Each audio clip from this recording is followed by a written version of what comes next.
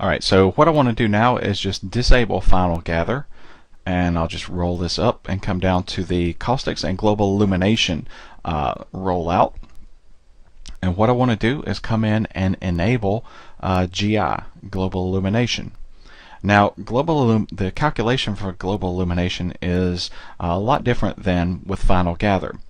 Global Illumination actually shoots photons from your light source into the scene. So think of this mental ray sunlight here as firing a bunch of little marbles down into the scene here. What you have to keep in mind is how are those photons going to be emitted from this particular light source. Let me just close this so I can see the full frame here. On the mental ray sun, if I was to render this scene now, it would emit photons in all directions. So what I've done to kind of visually represent what's happening here,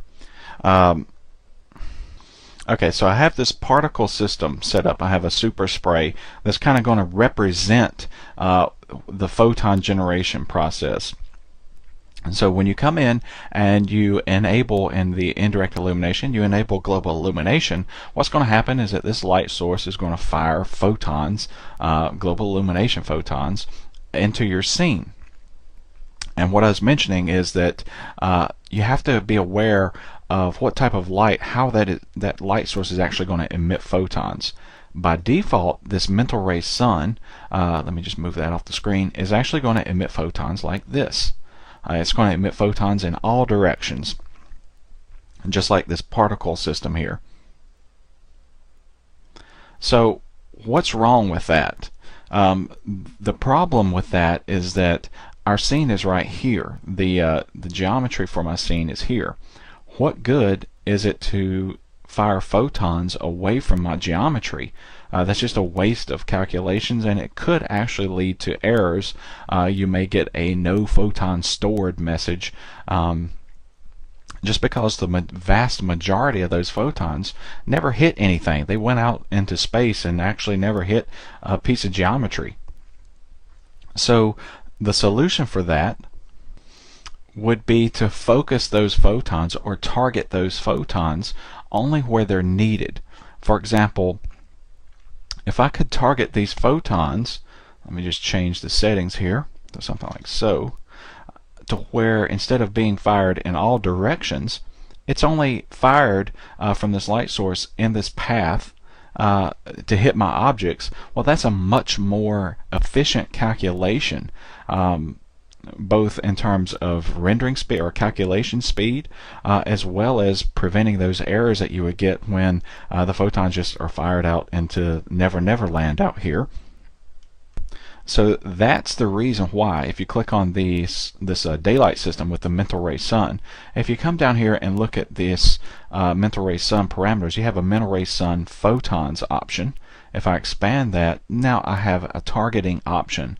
So what I could do is increase this, and what's going to happen is, as you can see by this little diagram that you get here, the photons are only going to be generated in that area from this light source. So I've pretty much made this targeting option that I wanted to begin with. So make sure that anytime you're using photons, and it's not just global illumination photons, this also holds true for caustic photons. Any type of photon, they're all generated the same way. They all shoot from this light source. So if you have a scene, and let's just say you're using caustics instead of global illumination, you would need to take care and make sure that you've targeted your light source properly to prevent photons from being generated away from your objects and your scenes. Now, how do you focus other light sources or use that target option on other light sources? About the only way that you can do that is with specific light sources, such as like this target light. This photometric target light, it will still emit light, emit photons in a broad pattern.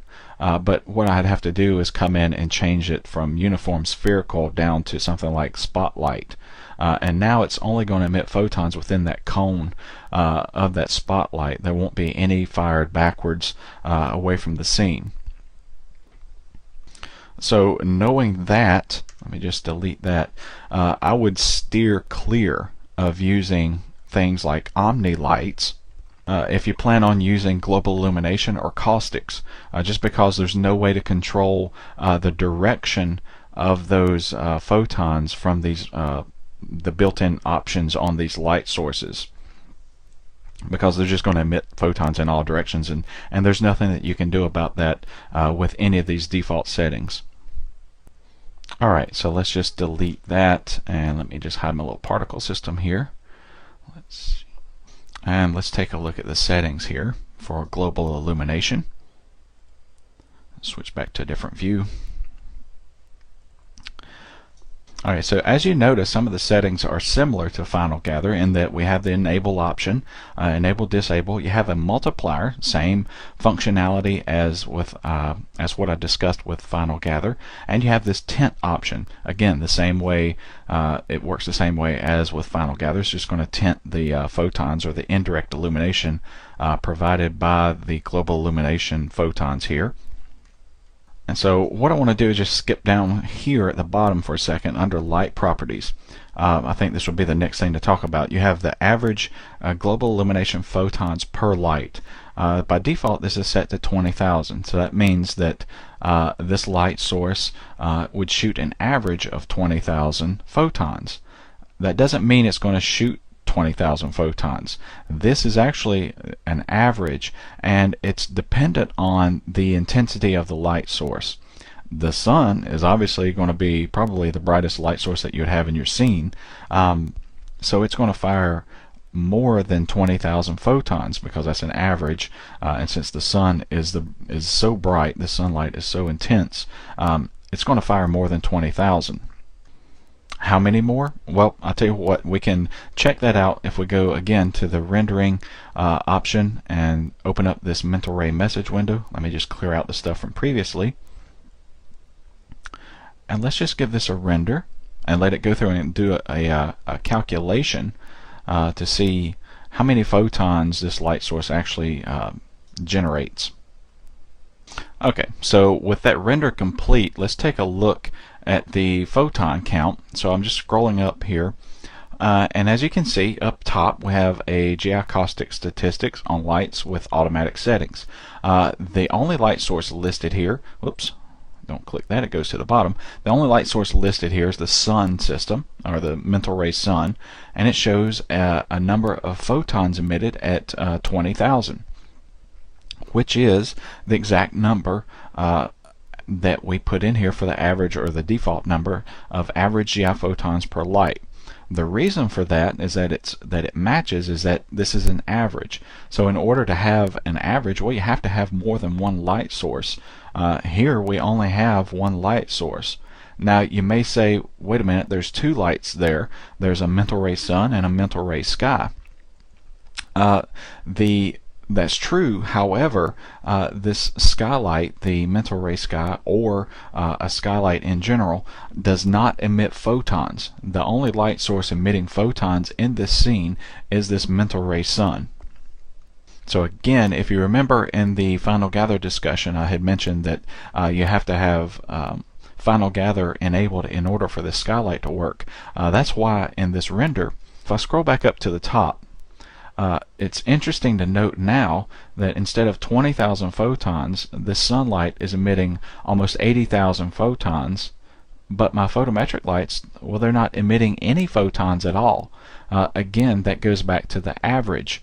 Because there's such a discrepancy in intensity of these light sources, I get this kind of odd behavior with the photons emitting from that sunlight and not from the photometric light.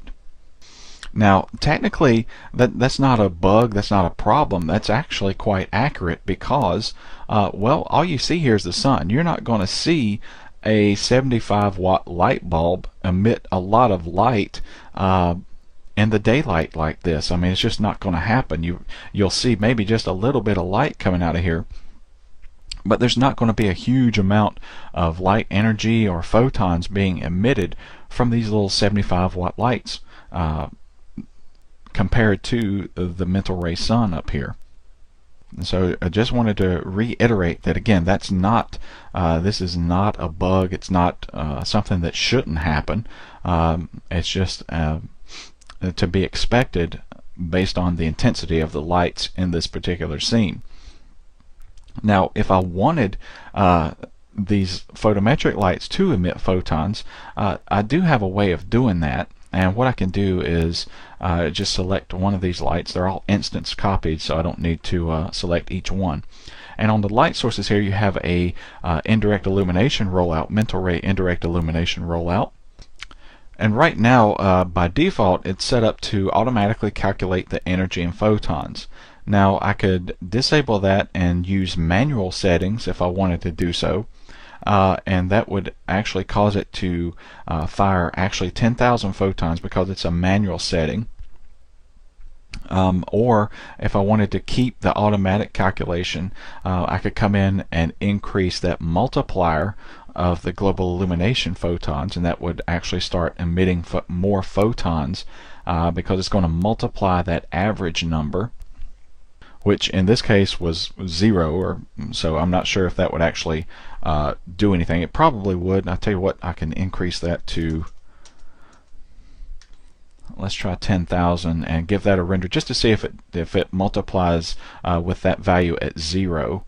Let me bring back up the mental ray message window and clear that out and run this render again. And as you can see, it goes through that photon calculation really quick.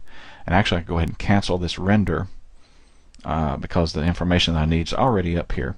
And it did. As you can see here, it did multiply that that average number, which last time we rendered we got 0. Now we have 2,516 for each of these photometric lights. So you can either increase that global multiplier, which I would recommend over using the manual settings. And the reason that I say that is by using the automatic settings, I don't have to worry about whether my energy setting is right for this particular light source. That's automatically calculated for me. If I come down here, I have to specify a color for the photons. Again, in automatic mode, that's calculated for me. So the sun, the color of those photons from the sun, the color of the photons from the lights are all automatically calculated depending on that light source. If you manually set it, well, I'd have to specify whether I wanted white, maybe yellow for the sun, something like that for the sunlight. So you know, you get into a lot of the manual controls here. Energy, 50,000. Is that correct for this particular light? You'll have to spend time figuring that out. So again, I highly recommend sticking with the automatic mode here because you can get out of sync quite quickly in the manual settings here if you're not familiar with it. Now, briefly, while I want to mention while I'm here, what if you want a light to emit 0 photons? You can do that by disabling the automatically calculate photon and disable manual settings. Now this particular light source, well actually all three of these, since they're instance, they will not emit any photons. They won't be calculated in the photon calculation. So if you have the need to prevent a light from emitting photons, you can do so just by making sure that you uncheck that and that neither of these options are enabled. Okay, I'm just going to set these back to the default values, clear that, move it off the screen, and let's delete these lights. Okay, so let's look at some more settings here. So we know what the average GI photons per light does now. This decay value, the decay value basically how quickly do the photons die after they've hit objects, or how quickly do they die from the light source. If I'm not mistaken, a value, this default value of 2.0 is an inverse square calculation. So you'd probably want to leave it at that default value, but if you wanted the photons to live longer or to produce carry more light further into your scenes, you can decrease that maybe down to like 1.0, and that will still give some decay on the lights, but you'll find that they travel farther into your scene. That may be useful for like interior scenes if you need more light in there, but generally I normally leave that at 2.0, and I find the results to be very realistic. Now below that option you have this geometry properties. You have a switch here that says all objects generate and receive global illumination and caustics. That's just a universal flag. One thing to note when using photons is that your geometry has to be flagged to accept photons. Now if I just select a piece of geometry here and right click with the mouse and go into object properties, scroll over here to the mental ray tab, you'll see that you have a lot of options here. What we can do is you need to make sure that objects are set to receive caustic photons, receive and generate global illumination photons as needed. You can exclude objects from the calculations if need be. And the same holds true for the final gather settings. I didn't mention those in the final gather discussion, but you have these here where you can set an object color, whether the final gather returns a black color or whether it's just invisible to final gather completely. These are the default settings whenever you use Mental Ray in 3ds Max for the first time. Every time that you set it up, this is the default that will happen. So all of the geometry is actually going to generate and receive global illumination as needed. Now you can override that actually in materials. Materials are very important in your indirect illumination calculations. So what I could do is I could either flag this geometry to not work with photons by coming in and go to object properties and tell it to, if I tell it to exclude from global illumination calculations, this will no longer interact with photons. However, it's important to note the materials here. Right now I'm using an Arc and Design material, and with this Arc and Design material, all the photon handling, any of the shaders that are available there are photon shaders. But since I'm using the Arc and Design material, I'm just going to enable that automatic mode again by locking that out. So now all the photon settings are handled for me in this particular material. So if I render this again, you'll notice that it should be a lot faster. You didn't even see the photon calculation phase that time. It went so fast, and it immediately started rendering. So if you're running into really slow photon calculation phases, check your materials and make sure that they're set up properly, as well as make sure that your photons are properly targeted on your objects. But with that being said, I highly recommend that you stick with the particular materials like this Arc and Design material, the Pro materials. All of the photon characteristics are handled for you inside of all of these. The fast SSS material, I don't believe you have any when you're using photons. What you probably want to do is come in and start increasing this sample rate here, the number of samples, and also you may want to increase the number of photons per light. Now if you'll notice in this scene, I don't have a lot of detail. I have just a random, I have just a smooth result. There's not a lot of shadow detail or anything like that, and that's fine. That's actually the way that I want this for what I'm planning later.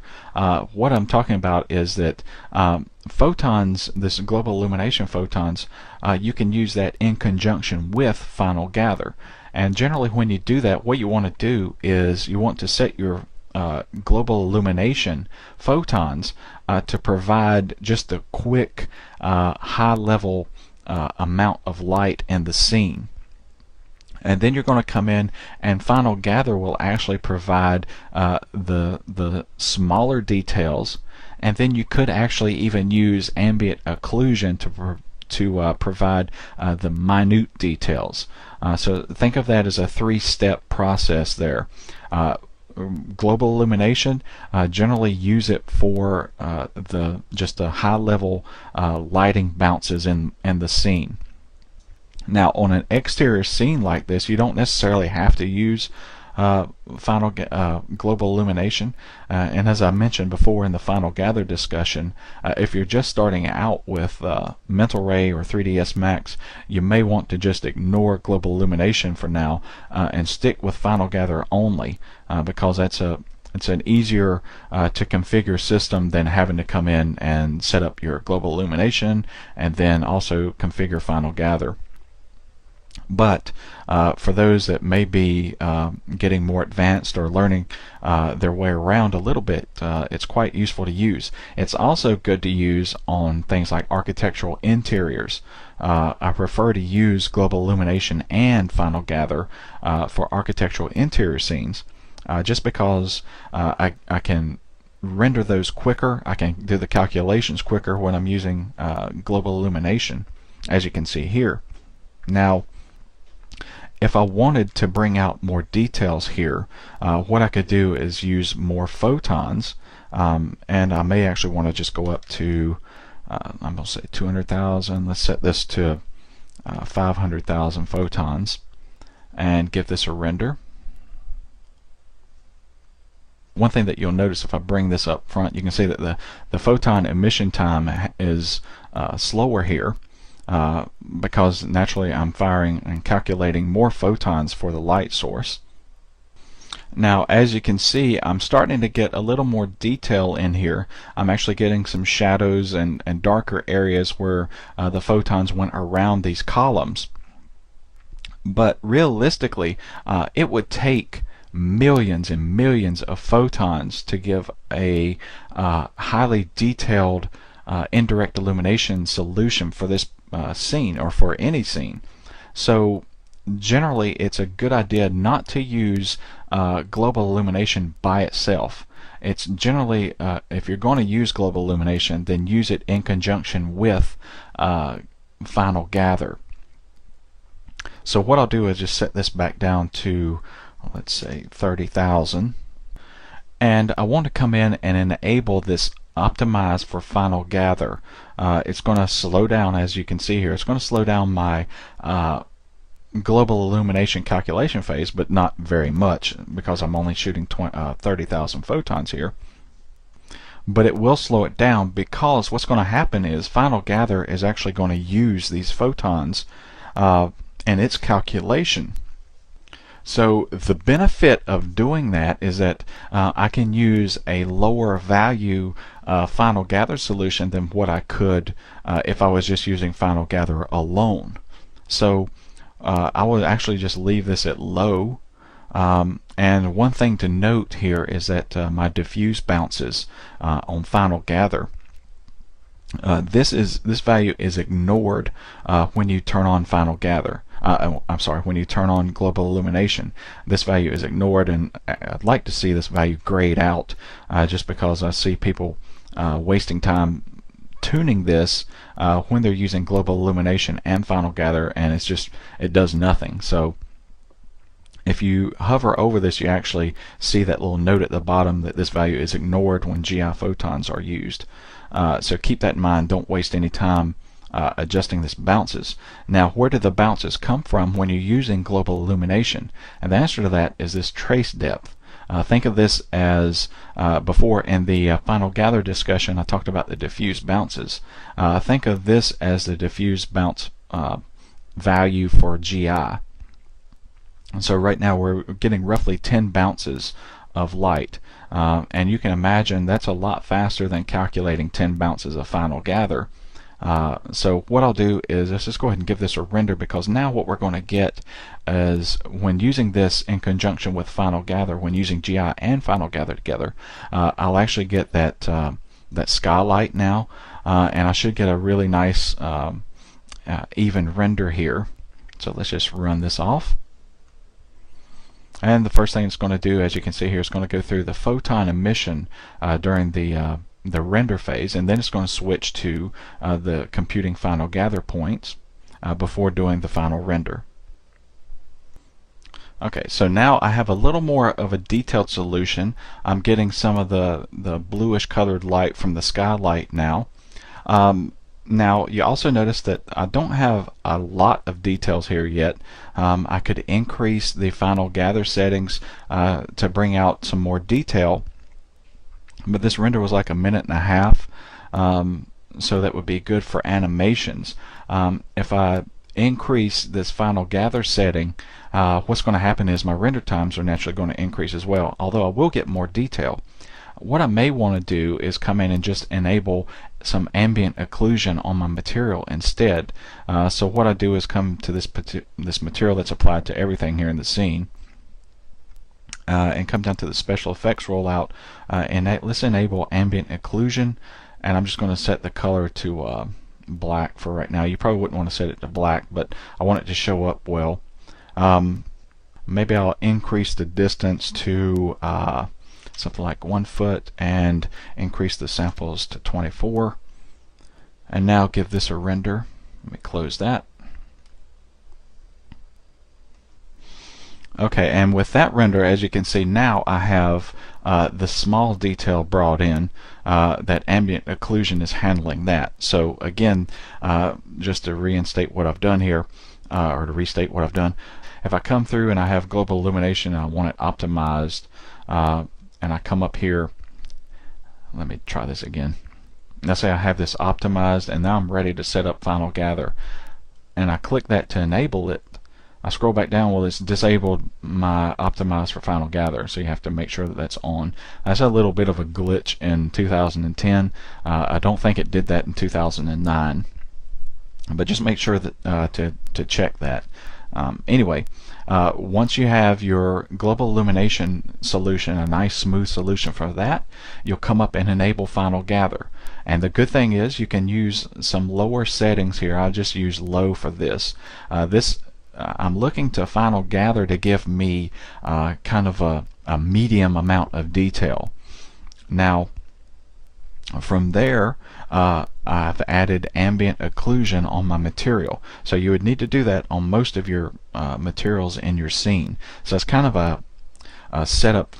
Below here I have a maximum sampling radius.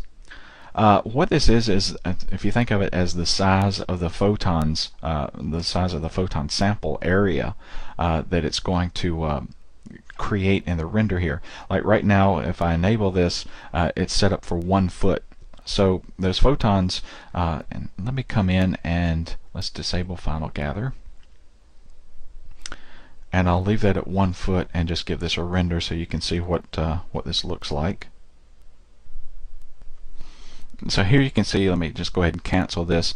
I'm getting a splotchier solution. Those meaning that the photon, this size, this radius, is too small in order for it to blend together. And that's where this 500 samples comes in, and that's helping blend this together. But if the photon size is too small, well, no number of samples here is actually going to help that.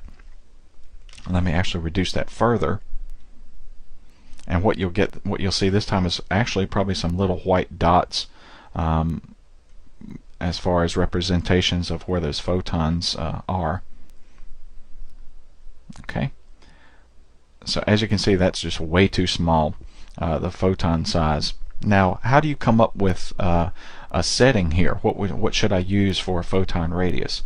I recommend people just leave it alone and let Mental Ray do the calculation. This value is actually based on the size of your scene extents. And if I come up here to, let me close this. Again, I go back to this Mental Ray message window, and let's just calculate this. Let me hit render, and I'm just going to stop it after the photon calculation phase. Well, actually, I'll just let it go ahead and go finish so that we can see the completed render here. Let me pause the video. Alright, so the render is complete. What I'll do is come back into my mental array message window, and let's scroll back up to the top. You can see the number of photons that we've emitted, but what we're looking for is the actual radius of the photons. And if you scroll down here, you can see global illumination is on. The accuracy is 500, which when it says accuracy, it's referring to the number of photons per sample. So that's kind of useful, that just that little piece of information right there. If you look at Maya tutorials, in Maya, they, instead of calling it photons per sample, it's called global illumination accuracy. So if you're following any Maya tutorials, you'll pick up the terminology here as when they say accuracy, you know that they're referring to this value, the photons per sample. Beneath that, here we have the radius. And as you can see, it calculated a radius of 2.4443. Now I believe that to be in world units. So here I'm using feet. So if I was to come in and put a value of 20.4443, I should get an identical render to what I had here, because that's the same value that that it came up with. Now that's why I say if you leave this at the default settings, it works out well, because as you can see from the default settings that it came up with, I didn't need to change anything. I didn't need to go in and worry about that. Sometimes it doesn't work well, especially if there's a lot of that comes in handy if you're shooting millions of photons or hundreds of thousands of photons. What you can do is enable this and give it a radius, and what it'll do is if multiple photons are in this radius, it will merge those photons together, and that's useful to as it says here, to save on memory, because if you have to store hundreds of thousands or even millions of photons, you'll run out of memory quickly, especially once you get up into the millions. So if you're shooting a lot of photons, you may want to use this merge option here. The optimize for final gather, I mentioned that before. The next option down here is this volume section.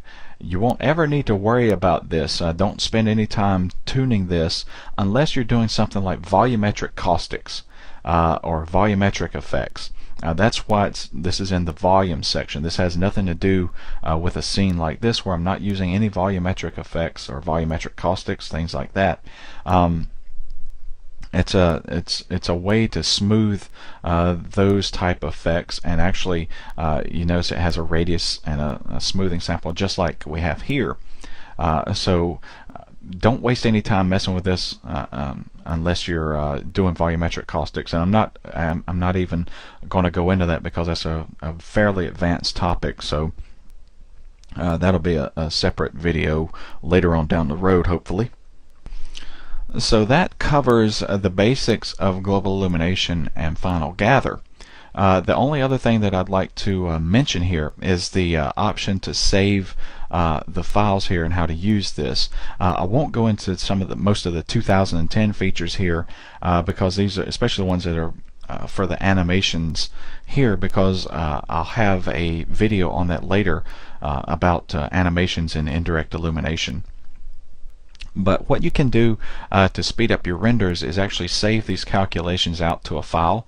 For example, if I was using final gather and global illumination here, let me just clear this, and I'm just going to close that because I don't need it anymore at this point. But let's say I wanted to save both of these calculations. What I would do is come down first. Let's save, since final gather is up at the top here. What I can do is, right now it's set up for off, which means it will not look for a file, and it will not cache this calculation to a disk. You click on this, you have a couple of options here. You can incrementally add final gather points to a map, or you can just have it read points from an existing map. So if I had a map already created, I could set it to this, and it would just add the points to that map. If I had a map already created and selected this, it would actually read the points instead of doing the calculation. So what I'm going to do, since I don't have a map and I'm not going to I don't want to incrementally add to one because this is a still frame. I'm just going to select read final gather points from existing map, and what it's going to do for the first time, since there's no map there, it's actually going to go ahead and calculate it. So that way I won't have to worry about coming back and setting it to read later on. Okay, now I'll do the same thing. You can save out the photon maps, whether it be caustic or global illumination photons. So you have the same options here. I'm going to set this to read photons only. But when I do, you get this pop-up box that's asking you to locate a file. So instead of doing that, what I'll do is come in and tell it to read-write photons to a map file. You get the same pop-up box. Let me just name this photons. Save that. I could use the same method for that. Actually, let me just switch that back to read only. And up here I didn't name this file, which name temp. Let me just name this final gather. Now what I can do is I can either calculate the photon map or calculate the final gather, or I could hit render and it would go through and do the calculations for me. For this video, what I want to do is just run the calculations by themselves. Instead, I wanted to skip that final render because I want to show you the rendering afterwards, the rendering process afterwards. So what I'll do is enable that skip final rendering phase, and I'm just going to click the generate final gather map file now. And when I do so, since it's using GI, it will go through and also calculate the global illumination first, and then it will calculate the final gather map. So once I render this, and actually I did that, I just told you wrong. What will happen is if I click generate final gather map file now, it will not calculate the photon map, it will just calculate the final gather map, and that's why what you saw pop up when it had started that calculation. So what I'll do now is just if I click generate photon map, it just generates that photon map. It doesn't generate the final gather map as well. I believe in 2009, 3ds Max 2009, you could generate one of these and it would generate both. So that's where my confusion come from. So what I'll do is just go ahead and hit the render button and it'll go through and do both of these as well. So in order to do that, what I'm going to do is just switch the final gather map creation to incrementally add and then read write photons to the map file, and I'll skip the final rendering, and I'll hit render, and now it's going to go through and calculate the photon emission phase, and then after that it'll do the second phase of photon calculation, which is the optimization or fast lookup for final gather. And then once it completes this, it'll switch over to the final gather calculation phase. And as it's going through the final gather calculation phase, it looks like it's rendering, which it's rendering the preview of the final gather, but it's not going to render the actual final image. Alright, so now once it gets done with this final gather calculation phase, it will not render the scene.